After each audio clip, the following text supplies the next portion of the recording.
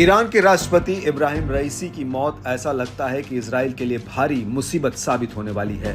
दरअसल अभी तक जो लड़ाई दबे छिपे चल रही थी वो अब खुलकर सामने आने वाली है। दरअसल रईसी के अंतिम संस्कार के मौके पर गुरुवार को तेहरान में एक बैठक हुई। इस बैठक में फिलिस्तीनी इस्लामिक जिहाद PIJ के उप महासचिव Mohammed al Hindi, Islamic Revolutionary Guard Corps IRGC के commander in chief Hussein Salami और कुद्स फोर्स के commander Ismail Qaani, popular front for the liberation of Palestine PFLP, Hezbollah और हुती आंदोलन के प्रतिनिधि शामिल थे।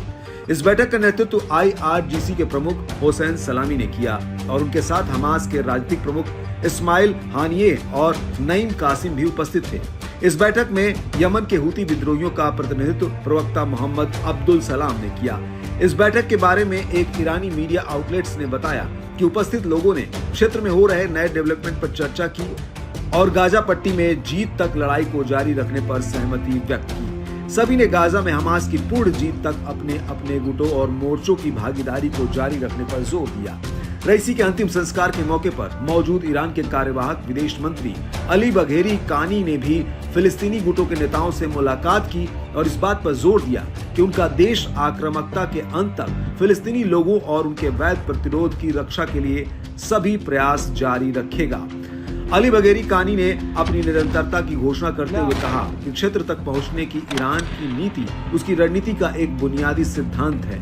यानी साफ है कि ईरान गाजा पट्टी में जारी युद्ध में पूरी तरह से हमास के साथ है।